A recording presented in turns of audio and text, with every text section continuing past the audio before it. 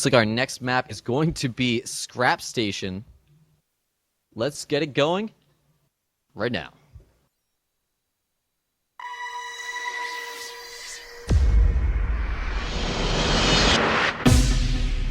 Link engaged. Alright, welcome to Game 4 of the TeamSpeak Team Liquid Open number 6 on the EU server. The score is 2-1 in favor of Insolence over mouzMorrow. So, players here on Scrap Station, we have the blue Protoss on the left or top base here. And we have our red Zerg here, mouzMorrow, at the right or bottom base. So this map is very interesting. I really like watching games on this map just because it has so many interesting points to it. Of course, you have the island base between the two bases. Similar to the map Paranoid Android from Brood War. It's got these very close air positions in that you can get air units to your opponent's base very quickly, such as overlords or actual attacking air units. And then you have this really long ground distance that has to walk around basically the entire map. Of course, you do have these destructible rocks. Before then, if you take those out, you can get to your opponent's base very quickly, but those take a very long time to kill and are thus more of a mid-game strategy. You can't really use those in the early game. And then, of course, you have your natural, which is defended by these destructible debris. Really makes it a little bit easier for Protoss to defend using a type of forge wall-in or just, gateway wall-in at that one choke instead of having two chokes, but gives your other opponent, gives you the Zerg player here an option that they can take out those destructible debris if they want to go for that type of early attack on an expansion. mouzMorrow we see doing the exact same build we've seen from the last games, gas first and then pool on 14.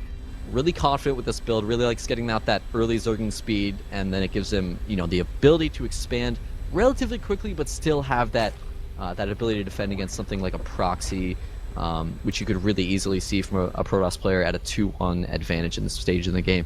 But Insolence not going for anything like that, is instead going for Nexus first. He's going for a 17 Nexus before he even builds a forge or anything of the sort. His probe sees that mouzMorrow went gas first into the spawning pool. He knows that his opponent's going to have speedlings fairly early on in the game, but he also knows that this map has a very long rush distance, and he's of course confident that he'll be able to get these cannons out in time to deal with any kind of Zerglings as long as he brings some probes to defend. So forge going down right now. I'm just going to put some cannons behind it, and probably there it is, the gateway to make it a little bit harder for the Zerglings to run around. Zerg player has not opted to expand yet himself. Instead, what's really interesting here is that the Zerg player actually has not started Zerging speed yet. He's up to 150 gas, has not started Zerging speed. Looks like he's going for the expansion. I'm really curious to see what he's planning on doing with this gas. If he's just, he's saved up to almost 200 gas at this point. There goes a Roach Warren. Looks like he's going to save up the gas to spend on Roaches and not get that Zerging speed. Interesting to note, perhaps he's going to be planning on going for a Roach bust on this base. We could see a lot of other strategies such as a Nidus Worm or drops as well, but I'm guessing he won't be going to a lair that quickly, or we would have seen it drop down right after that queen finished with all that extra gas. Instead, it looks like mouzMorrow actually has not gone for the expansion. It looks like that was just to fake me out. Instead, is just going to stay on this one base, going for a one base Roach strategy here. So wow, here comes the perfectly timed larva that just spawned out right as the Roach Warren finished. So of course we have six Roaches in production right now, going to go and try and break this Protoss expansion, not allow him to take that early economic advantage. Insolence, meanwhile, already teching up, has his cybernetics core at 3/4 of the way done. He's already mining gas. He might be able to have out some stalkers or force fields from sentries out in time. It's really tough to say because these Roaches are already en route. They are pretty relatively slow off the creep and without the upgrade. But Protoss player just does not have enough gas right now to build any of these units. He's going to need some more cannons, and he's got to be really careful about that backdoor. He does have one cannon behind it. It's good that he has this pylon on the upper ground, though. Should be able to build a cannon there if he needs to defend this destructible debris. Meanwhile, Zerg player taking this expansion while he pushes out. Very nice play. Looks like these Roaches are just going to try to go for these destructible debris. Since they had their range increased, this cannon on the lower ground is not going to defend these debris, and instead is going to just sit there and be extremely lonely until his friends warp in and the Roaches kill off this blockage. So tough spot for the Protoss right now. He's got to be really careful because if these Roaches break in and kill off these cannons, he's going to lose this expansion. He only has one gateway right now, and it's not even a warp gate, so really tough position to be in. Placing a cannon on the upper ground, it's a nice play. It might be a little bit too late though. It might not even matter at this point. He already has 3 cannons on the lower ground, which should be more than enough to deal with these Roaches. I think he's kind of getting a little bit of an overkill right now. He sees his opponent went off one base Roach and is just trying to make absolutely 100% sure he does not die to a strategy like this. Here comes Insolence trying to take out these cannons at the main ramp. Takes out one.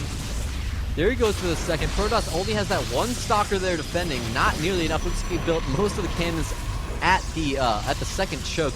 Now he's going to be able to take out this gateway if he so chooses. Trying to take out the stock, trying to take out the Zealot. Zealot taking out a Roach. A little bit of a sloppy microplay by Morrow there. Still trying to just take out this gateway with these Roaches, putting on a lot of pressure on the Protoss. It's a really hectic situation for him to try to defend. If he loses this gateway, it is going to be huge. There comes a stalker from the side, another one warped in. These 3 stalkers. Oh my god, the gateway is at 135 health, but he's going after that stalker. He needs to just finish it off. He's going to take that much time to attack it. Finish the job. There we go, finally starting to finish off this gateway. And it does go down. We only have one other warp gate at this time for Insolence, although he is spawning a number more and a robotics facility. A little bit sloppy by Morrow there. Kind of forgot about his units. Now he's starting to attack, trying to abuse that vision behind those vents. But he is, of course, going to lose these Roaches. What he's trying to do right now is just do as much damage as possible, since he knows Roaches cannot outrun the Stalkers. And if he tries to run, he will just lose all of them anyways. So meanwhile, Morrow going up to 4 gas right now. He does not have a lair yet, so it's really interesting that he's already gone up to 4 gas and does not have a lair. I'm really interested to see what he's going to spend all this gas on without something like a Spire to deal with it. We do have a 3rd hatchery starting in the main. Zergling speed just now about a third of the way done, so finally going for that research. And if we look at the income tab, we can see they're pretty close to even, but Protoss does have just a slight advantage since Zerg has opted to go up to these 4 gas geysers. Protoss was just on 2 up to this point, and now he himself is going up to 4 gas. So it is going to be a battle of the high tech here as they both stay on 4 gas and really try to tech up some higher tier units. Actually, looks like Morrow's going for a double Evo chamber right here, so we could see a timing push with double upgrades off of something like Hydralisks off of 2 bases. Meanwhile, looks like Morrow, very nice, keeping that Zergling at these Xel'Naga towers on each of them, making sure the Protoss does not take that gold base. A lot of players will just keep a Zergling at the middle Xel'Naga tower and then miss the bottom one. Sometimes players will take ninja expansions there.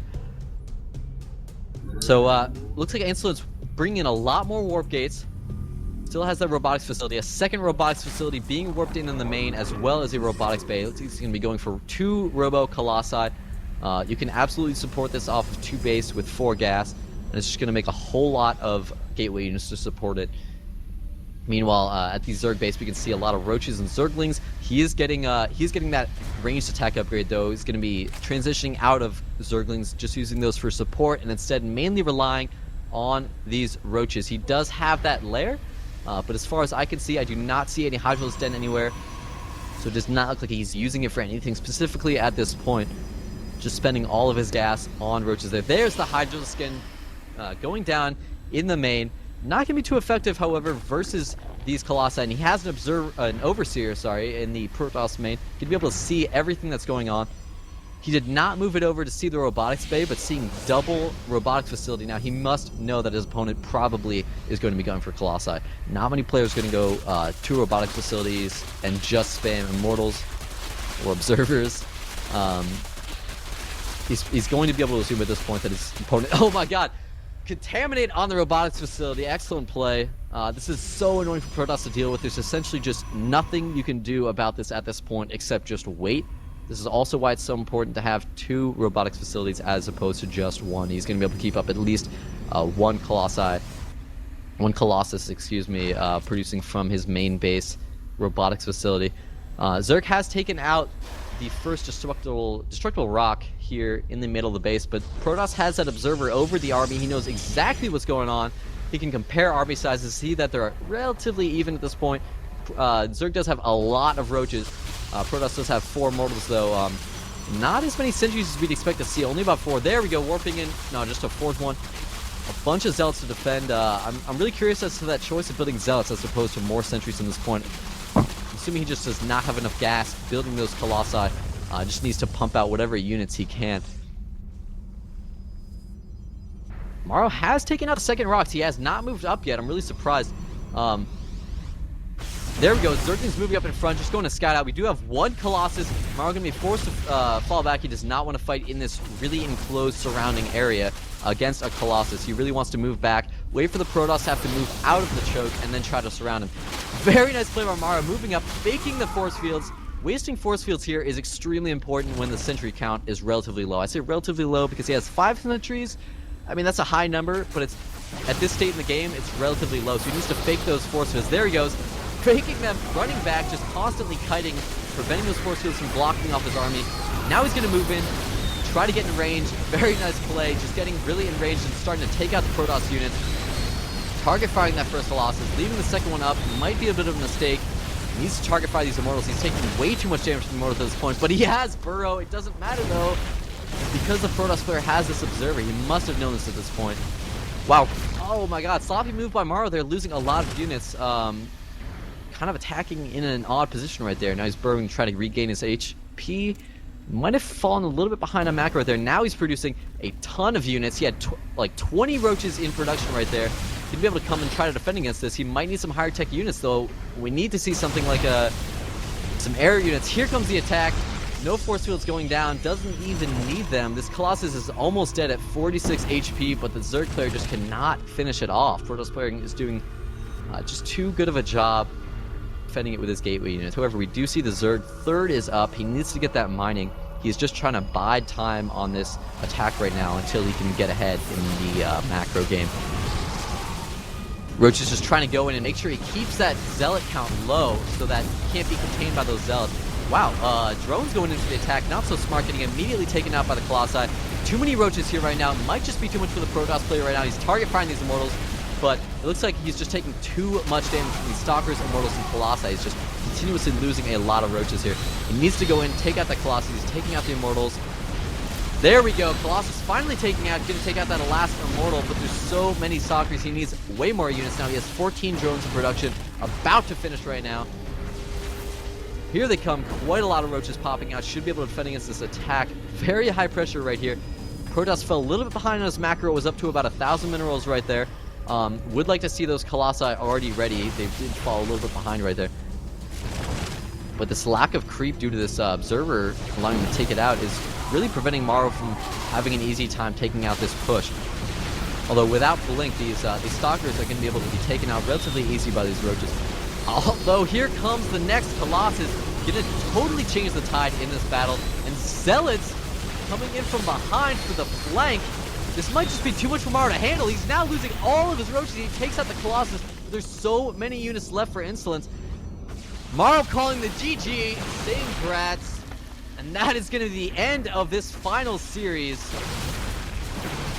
Morrow making a joke, trying to say grats on playing toss. Then he says, ha, I'm just kidding. Being a little bit more manner there.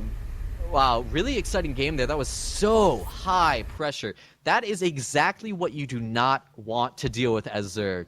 You're just taking constant attacks. Protoss kept the pressure up absolutely that almost that entire game long. Once he held off that one base Roach push, which really put Morrow far behind, because it didn't do nearly enough damage and he was on 1 base versus 2 base for way too long. Then Protoss just basically was like, all right, you took out the destructible rocks for me. Now I have 2 Colossi. Thanks for taking those out. I'm just going to walk into your base now, and just kept constantly attacking, constantly warping in units, and constantly reinforcing.